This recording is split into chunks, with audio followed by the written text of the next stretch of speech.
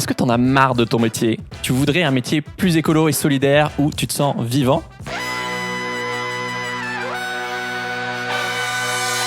Bienvenue dans Soif de Sens, des histoires d'humains qui changent le monde. Chaque semaine, on reçoit un invité écolo, féministe ou solidaire pour t'aider à incarner le changement. Et aujourd'hui, on accueille Fanny Viry de l'Institut Transition, qui est partenaire de cette vidéo pour parler de sens au travail, de comment toi te sentir vivant et trouver un job où tu te sens utile dans l'écologie et la solidarité. Salut Fanny. Salut. Alors, je te présente en 10 secondes. Tu es cofondatrice donc, de l'Institut Transition, un organisme de formation associatif et non lucratif qui forme en un an à plein de métiers de la transition écologique et solidaire. Donc, le but aujourd'hui avec Fanny, c'est deux choses. D'abord, de mettre des mots sur les souffrances au travail, clarifier les galères que tu rencontres quand tu veux donner du sens à ton travail, de conflits de valeurs au boulot, de honte de bosser pour une industrie polluante, par exemple, ou le manque de légitimité à dire que tu pourrais faire un métier écolo, etc. Pour ensuite vous faire voyager, vous faire découvrir cette caverne d'Ali Baba, je trouve, de millions de personnes qui rayonnent dans leur taf et qui construisent une société plus juste et plus écolo. Et avant de commencer, je voulais vous donner 3-4 exemples de concrètement, de quoi on parle. Parmi vos anciens élèves, par exemple, il y a Elsa, tu m'as dit, qui était dégoûtée de la communication en agence, qui fait toujours de la com, mais finalement pour une association qui rend accessible une alimentation de qualité dans les quartiers populaires. Emeline, qui bossait dans le luxe, ça je kiffe trop, qui est devenue animatrice dans un jardin partagé. Genre, moi, je veux son job, en fait. Je crois que je vais arrêter les podcasts. Ou Nicolas, qui faisait de la logistique chez Danone. Et finalement, en faisant la formation, il a trouvé ce qui lui plaît vraiment. Et il est, je sais même pas que ça existait, coordinateur dans une association pour le renouvellement de la démocratie. Il y a des chargés de démocratie comme ça. Je trouve ça trop cool. Je me suis aussi baladé sur votre LinkedIn et j'ai trouvé des salariés dans la mode éthique, le zéro déchet ou l'habitat participatif, dans un tiers-lieu, une asso qui sensibilise les enfants ou 1000 autres utopies. Moi, je me souviens quand j'ai découvert l'entrepreneuriat social et l'économie sociale et solidaire, je me souviens que j'étais là, waouh, un peu comme je te disais, j'avais vraiment l'impression de découvrir la caverne d'Ali Baba. Et c'était un autre monde, en fait, qui est caché sous nos yeux, mais auquel on n'a pas forcément accès, avec des millions de personnes qui se bougent pour construire cette alternative. Et donc aujourd'hui, on vous fait plonger à fond dedans. Donc voilà, le but, c'est de vous partager en deuxième partie des conseils et des histoires de gens qui ont franchi le pas, pour que vous arrêtez de croire que avoir un job écolo, c'est pas pour vous, que ça recrute pas, que vous savez pas par où commencer. Non, à la fin de cet épisode, vous aurez plus d'excuses. Voilà, moi je vous dis, mon but, c'est que tous les gens qui les écoutent et qui sont en souffrance dans leur taf, dans 2 ans, c'est fini. Vous avez changé de métier et vous kiffez votre job au service de la transition. Voilà, je me mouille. Donc maintenant, si vous continuez à écouter le podcast à partir d'ici, c'est à vos risques et périls. Et parenthèse, si ça n'a pas changé, l'épisode s'appelle « Mon métier sera écolo », en clin d'œil au super livre « Mon métier aura du sens » que je vous conseille, de mon copain Julien Vidal, qu'on embrasse. Voilà, mais vous formez évidemment aussi au métier de la solidarité. Est-ce que après ce gros pavé, tu es prête, Fanny ? Je suis prête. Pour commencer, toi, Fanny, depuis toute petite, t'étais révoltée. Quand tu croisais des personnes SDF dans la rue ou quand t'écoutais les infos, ça te mettait en colère.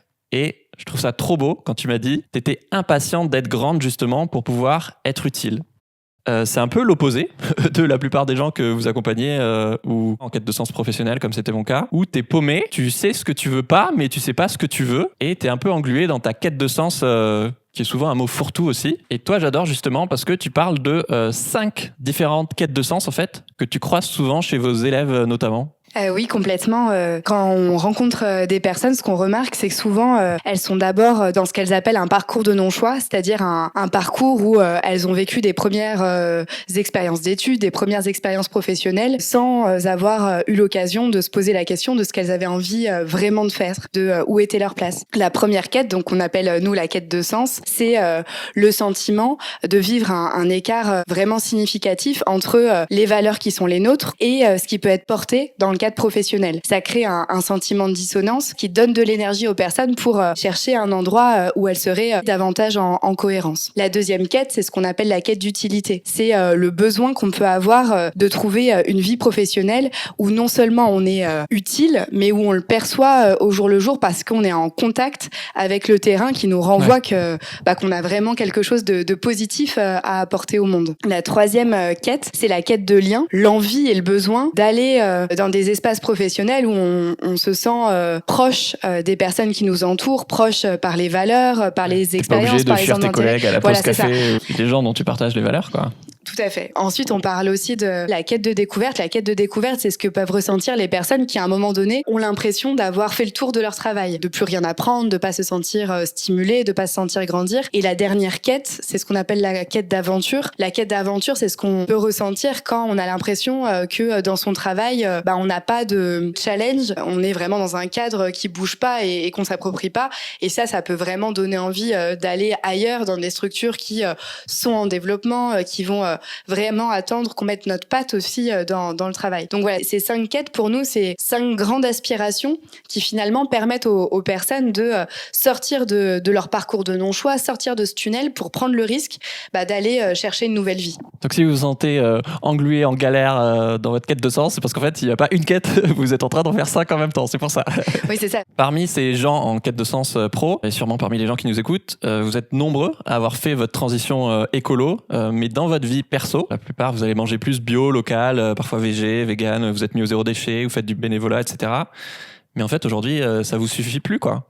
On passe 80 000 heures de notre vie à travailler et maintenant que tu es devenu écolo dans ta vie perso, au bout d'un moment, c'est normal, ça te semble aberrant de rester dans un job qui te rend pas heureux et qui est pas utile à la transition. Est-ce que tu peux nous parler de cette nouvelle vague d'actifs très engagés et très écolos dans leur vie perso, mais qui se rendent compte que ça va pas suffire en fait et qu'il faut aussi qu'ils transforment leur boulot? Oui, c'est vrai que souvent on commence par sa vie personnelle parce que c'est ce qui est peut-être plus facile dans un premier temps. Ouais. Simplement, quand on s'est vraiment mis en cohérence dans cet espace-là, on peut ressentir un vrai sentiment de dissonance quand ça n'est pas cohérent dans d'autres espaces de sa vie. Et c'est vrai que le travail, ça reste un vrai espace à transformer pour vraiment faire bouger la société. Et pour nous, pour 2 raisons. La première chose, c'est que l'enjeu du monde du travail, c'est de répondre aux vrais défis de la société. Après la Seconde Guerre mondiale, le défi de l'économie, c'était d'aider la France à se reconstruire. Et donc pour nous, aujourd'hui, il y a un vrai enjeu à ce que l'économie se transforme pour répondre aux enjeux de transition écologique et solidaire. On a des nouveaux enjeux qui nécessitent de renouveler nos métiers, nos secteurs d'activité. Et puis la deuxième chose, c'est ce besoin des personnes d'être utiles, d'avoir un métier qui a du sens pour pouvoir être épanouis et pas vivre des tensions internes qui sont épuisantes et qui nous amènent parfois à être vraiment en souffrance. Du coup, il y a énormément de gens, vous en connaissez sûrement plein autour de vous, qui sont dans cet entre-deux, où d'un côté, j'en peux plus de ce job, de ce secteur, de ce stress, et je sais que j'approche d'un point de non-retour, mais voilà, j'ai peur de faire le grand saut, parce que je sais pas vraiment ce que je cherche, parce que je sais même pas si ça existe, parce que je me raconte que j'ai pas les compétences pour me reconvertir, et que je connais pas ce milieu. Et du coup, souvent, moi, ce que j'observe autour de moi, c'est plein de gens qui vont un peu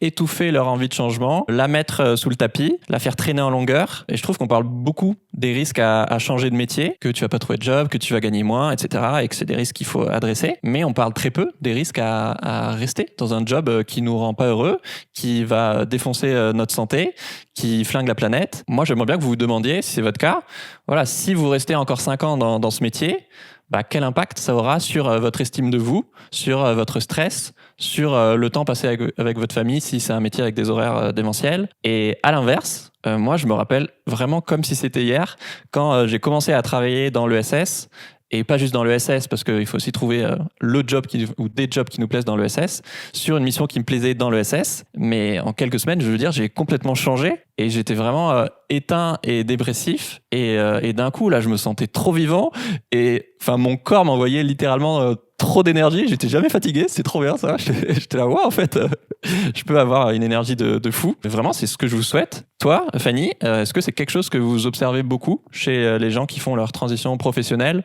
des gens plus ou moins éteints qui se rallument en fait? Oui, ça c'est vraiment quelque chose qu'on perçoit et je me dis chaque jour que c'est vraiment une chance en fait de pouvoir être le témoin de ce réveil-là. On voit vraiment déjà quand les personnes viennent nous voir qu'il y a ce premier quelque chose. C'est-à-dire c'est le moment où on s'autorise à sortir de sa léthargie ou de sortir de sa zone d'inconfort pour dire ah oui en fait j'ai une envie de changement. Et puis après il y a tous ces micro pas qui sont faits par les personnes. Je m'autorise potentiellement à réduire mon temps de travail ou à quitter mon travail. Je m'autorise à mettre en action. C'est des gros pas. C'est vrai. Je suis ambitieuse. Mais oui.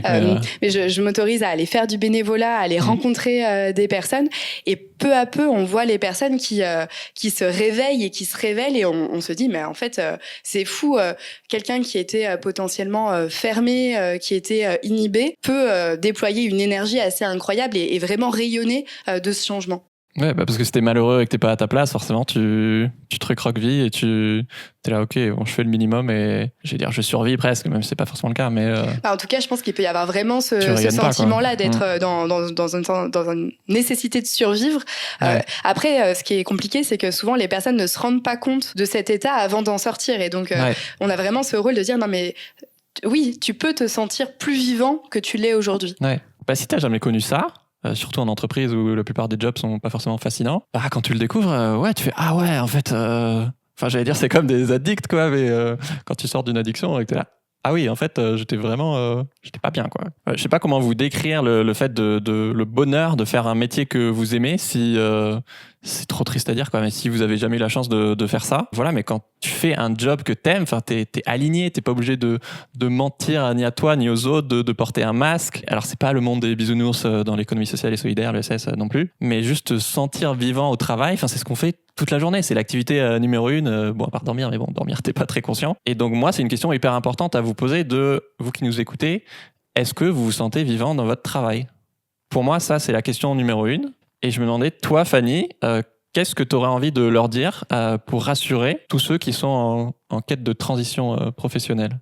Ce que je me dis souvent, c'est que quand on évolue professionnellement, on sait ce qu'on quitte. Alors peut-être un métier dans lequel on se sentait pas très bien, mais on quitte aussi ce qu'on connaît, un statut, une sécurité. Et c'est assez effrayant parce que on sait pas encore ce qu'on va trouver. La suite est souvent un flou, un brouillard. Et donc c'est quand même une sacrée aventure de quitter le connu pour l'inconnu. Et moi, ce que j'ai vraiment envie de dire à ces personnes, c'est que l'horizon va se préciser quand vous allez vous mettre en mouvement. Et c'est pas à pas qu'il y a des choses qui vont apparaître. Vous allez vous dire, ah bah oui, il y a ces valeurs qui m'animent, ah bah oui, il y a ces choses que j'aime faire. Moi, je sais que depuis toujours, j'ai cette image un peu comme dans les jeux vidéo où tu as une carte et du coup, tu peux voir qu'à une certaine portée autour de toi et autour, c'est tout noir. Et qu'en fait, là-bas, il y a plein de trésors incroyables, mais tant que tu n'avances pas dans cette direction, en fait, tu peux pas voir qu'il y a ces métiers incroyables qui existent, ces secteurs que tu connaissais pas et ces opportunités. Et que du coup, c'est pas forcément dire qu'il faut que tu lâches ton job, mais que tu as besoin d'avancer dans cette direction en rencontrant des gens, en te renseignant sur ces formations, en allant à des événements, pour voir qu'en fait, il y a des choses incroyables qui existent dont tu n'as même pas idée, quoi. Oui, tout à fait. J'aime bien la métaphore de la carte. Elle fait écho à un outil que nous, on conseille souvent aux personnes qu'on accompagne. C'est ce qu'on appelle, nous, la boussole intérieure. La boussole intérieure, c'est ce qui nous permet de nous orienter, justement, quand on ne sait pas très bien quel chemin prendre. Et elle est composée de 2 aiguilles qu'on peut essayer de définir pour nous-mêmes. La première aiguille, c'est la question des valeurs. C'est quelles sont les valeurs qui me mettent en mouvement, quels sont les sujets sur lesquels j'ai envie de contribuer. Et la deuxième aiguille, c'est ce que j'aime faire, c'est ce qui a du goût pour moi, c'est là où je me sens vraiment à ma place. Donc voilà, c'est 2 grandes questions à se poser. Et quand on a mis des mots sur ces 2 grandes questions, et ben finalement, on peut savoir plus facilement quel chemin prendre, même si ça reste encore un petit peu sombre au-delà. On sait qu'en tout cas, on est dans la bonne direction. Ouais. Et souvent, on parle de quête de sens au niveau individuel, mais en fait, surtout au niveau collectif, on a besoin de vous. Enfin, le monde a besoin de gens, de millions de personnes qui se mettent au service de la transition et qui changent de métier d'un ancien monde au métier d'un nouveau monde. C'est pas juste pour que vous soyez heureux, et même si c'est trop bien, on sera trop content et ça marche. Enfin, des gens plus heureux ont plus d'impact, mais c'est un vrai besoin de société, quoi. Et chacun d'entre vous, vous avez, ça c'est ce que j'aime beaucoup dans votre ADN, c'est que vous avez tous un parcours, des qualités, des expériences qui sont utiles, qui sont sûrement uniques et dont on a besoin. Et c'est pour ça que tu as cofondé l'Institut Transition. Je disais un institut de formation associatif qui forme en 1 an à plein de métiers de la transition écologique et sociale avec votre programme Nouvelle Voie. Franchement, on va en parler, mais c'est de la bombe. Et je dis pas ça parce que vous êtes partenaire de cet épisode, mais je te le disais en off d'ailleurs, j'aurais rêvé de faire cette formation si j'avais pas réussi à créer mon job de rêve. Pas de chance pour moi, j'ai réussi. Donc peut-être dans 10 ans, je reviendrai, je suis là, oh, il faut que je fasse Nouvelle Voix, je suis trop malheureux. Mais concrètement, en un an, tu te dis, attends, comment c'est possible en un an d'aider à devenir autant maraîcher que, je sais pas, agriculteur en bio ou d'autres choses? C'est possible parce que vous formez beaucoup à des métiers généralistes dits couteau suisse, de coordination, de chef de projet, de chargé de mission dans des assos, des mairies, des startups sociales, etc. Mais pas que. Par exemple, Nicolas, il est passé de ingénieur méca à animer un Fab Lab dans une université. Trop stylé. Ou Pauline, aussi ingénieure, qui anime des ateliers intergénérationnels avec des jeunes dans les EHPAD et elle enregistre des podcasts pour raconter les histoires de ces personnes âgées. Voilà, là j'ai donné 2 exemples d'ingénieurs, mais parmi vos élèves, il y a vraiment il y a autant des profs que des infirmières qui certes étaient dans le service public, mais on leur donne pas les moyens de faire leur travail correctement, donc il y a aussi une quête de sens. Des cadres, des fonctionnaires, etc. qui veulent se reconvertir. Et j'aime bien parce qu'il y a autant des profils déjà sensibilisés, comme certains d'entre vous sûrement. Tu me parlais de 2 jeunes qui organisent un festival écolo de musique électro, que des gens plus éloignés de l'engagement, comme ce mec génial qui s'appelle Charles. Oui, Charles, en fait, il a la quarantaine, il a 3 enfants et il est expert comptable. Donc voilà, si je présente ça, finalement, ça dit relativement peu de choses. Tu te dis pas, c'est un militant badass qui va changer le monde, quoi. Non, en tout cas, il y a rien qui dit que voilà, il a un engagement fort sur les questions de transition. Et en fait, c'est faux. Depuis qu'il est tout petit, il a un lien avec la nature qui est extrêmement important. Et donc, Charles, en plus de ses 3 enfants, en plus de son travail et d'autres engagements bénévoles qu'il a déjà, il a choisi d'entreprendre pour créer un lieu pour que on ait envie de prendre soin de ce qui nous entoure. C'est là que je trouve que vous êtes super fort dans votre ADN, c'est d'aider les gens à trouver ce qu'ils ont de singulier et d'unique et leurs talents que des fois ils sont sous-tournés, du coup tu les vois pas et que, dont eux-mêmes ont pas conscience, ou parce que c'est des talents naturels, du coup tu crois que ça a pas trop de valeur parce que pour toi c'est facile, mais en fait c'est un vrai talent, quoi. C'est ça, pour moi c'est ce qui rend assez essentiel les espaces d'accompagnement, notamment dans les évolutions professionnelles, c'est d'avoir des personnes qui vont voir chez toi toutes tes richesses pour te dire mais ça en fait ça peut vraiment répondre à des besoins d'associations, d'entreprises. Toi t'as l'impression que c'est tout à fait banal, mais moi je te dis que non, c'est quelque chose qui peut être déterminant, donc maintenant il faut y aller. Moi je me demandais, Fanny, toi, pourquoi ça te tient autant à cœur d'accompagner ces personnes? Tu le disais, quand j'étais plus petite, j'étais assez révoltée par les processus d'exclusion, par le fait que j'avais le sentiment que des personnes vivaient dans des situations qui étaient indignes. Et puis en avançant dans ma vie, je me suis rendu compte qu'il y avait une autre indignité, c'était finalement celle dans laquelle sont plein de gens qui ont l'impression de vivre à côté de leur vie, parce que en dissonance, parce que le sentiment de pas être utile, de pas être compris. Et j'ai eu la chance de me retrouver dans des espaces où j'ai pu commencer à accompagner ces personnes-là, pouvoir être confrontée à ce moment où elles s'autorisent à être elles-mêmes et à vivre leur vie pleinement en pouvant se regarder dans la glace. Pour moi, c'est vraiment la plus belle place qu'on puisse avoir. C'est trop beau, j'ai des frissons. Ouais, ça doit être incroyable d'aider des gens à se retrouver, à retomber amoureux d'eux-mêmes et à trouver leur place et du sens, quoi. Même si, bien sûr, tout n'est pas facile. Il y a des moments de doute, il y a des moments difficiles de remise en cause. On n'est pas sur l'autoroute de la découverte de soi. Enfin, c'est beaucoup plus sinueux. Mais vraiment, c'est une vraie chance pour nous de pouvoir vivre ça.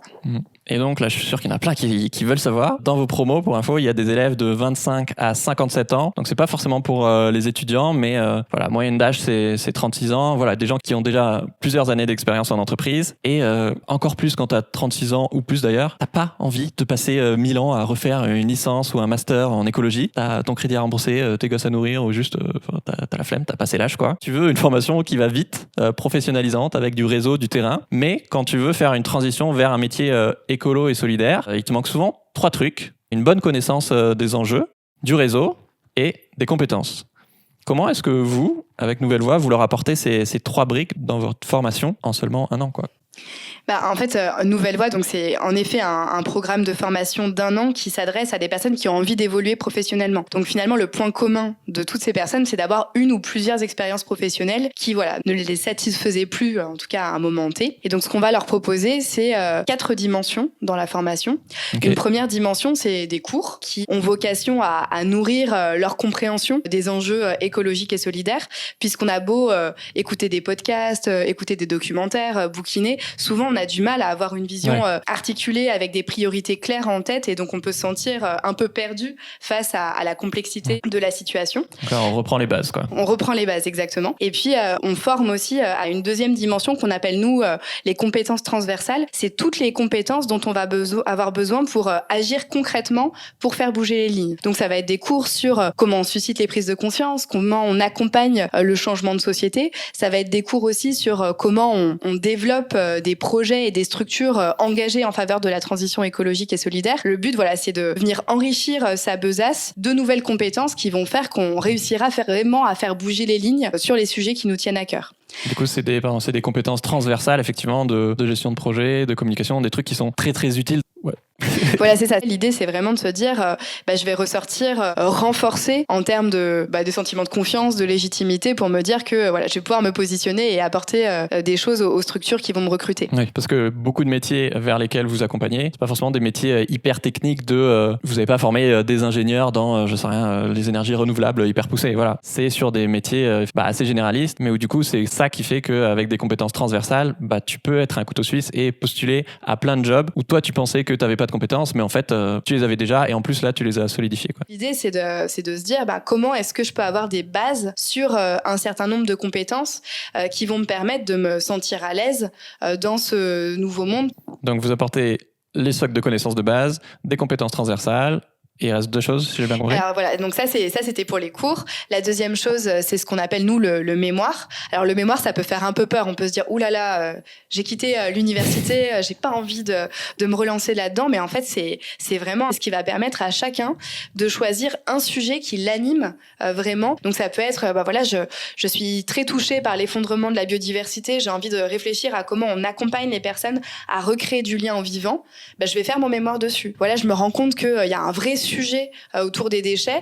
Moi, en particulier, j'ai envie de réfléchir à comment on repense le système de tri des biodéchets, enfin de compostage. Je vais faire mon mémoire dessus, et qui va permettre aux personnes d'avoir une vraie raison d'aller rencontrer tout un réseau d'acteurs qui ont des choses à nous raconter pour pouvoir être connus d'eux, et grâce à la réflexion qu'on va produire, être à terme reconnus. Ouais, pour moi, ça a deux avantages, effectivement, de tester une hypothèse de peut-être que c'est dans ce sous-secteur de, je sais pas, la mode éthique que j'ai envie de travailler. Et du coup, tu peux tester et confirmer ou infirmer cette hypothèse. Et deuxièmement, rencontrer plein d'experts et te faire un réseau dans ce secteur-là, parce que tu es en train de bosser sur le sujet, du coup, tu crées des relations avec eux. Et si à la fin, tu es là, en fait, j'ai vraiment envie de bosser dans la mode éthique, coucou, est-ce que vous embauchez? Ouais, je te connais, ok, vas-y, on y va. Voilà, c'est ça. L'autre dimension encore de la formation, c'est ce qu'on appelle les missions, des missions de terrain auprès d'associations, d'entreprises, d'institutions qui ont des engagements forts sur les questions d'écologie et de solidarité.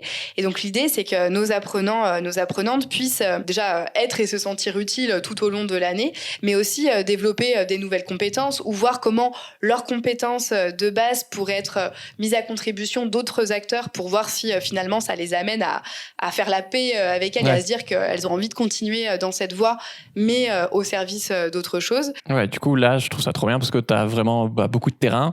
Tu peux faire autant de missions que tu veux, et je vous donne des exemples. Voilà, ça pouvait être comment rendre les événements de la ville de Villeurbanne éco-responsables, ou bosser avec une asso pour la réduction et le tri de déchets à redéfinir leur stratégie de communication. Donc vraiment, t'es pas le cul sur une chaise à étudier de la théorie, t'es vraiment en train de résoudre des problèmes de société en aidant des assos ou des acteurs engagés, quoi. En fait, on ne peut pas se découvrir seulement en s'introspectant.